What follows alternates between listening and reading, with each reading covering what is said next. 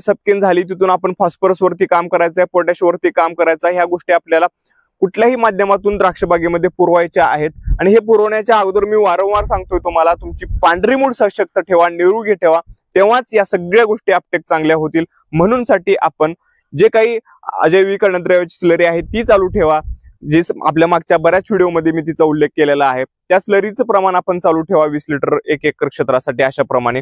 आणि फॉस्फरस आपण 05234 मधून द्या, किंवा सुरुवातीच्या टप्प्यामध्ये आपण 1261 मधून दिलं असेल, किंवा फॉस्फरिक ऍसिड आपण दिलं पाहिजे। फॉस्फरिक ऍसिड देखील या ठिकाणी गरजेचं तुम्हाला पडणार आहे। त्याचबरोबर DAP सारखा जो खत आहे, हा खत आपण विरघळवून देण्याचा प्रयत्न करा, त्याचं पाणी सोडण्याचा प्रयत्न करा, यानेही आपल्याला काडी पकवतीसाठी चांगले त्याचे फायदे होतील। त्याचबरोबर पोटॅश हे आपल्याला कोणत्याही खतामधून जास्तीत जास्त कसं देता येईल याचाही परिपूर्ण प्रयत्न करा। जास्तीत जास्त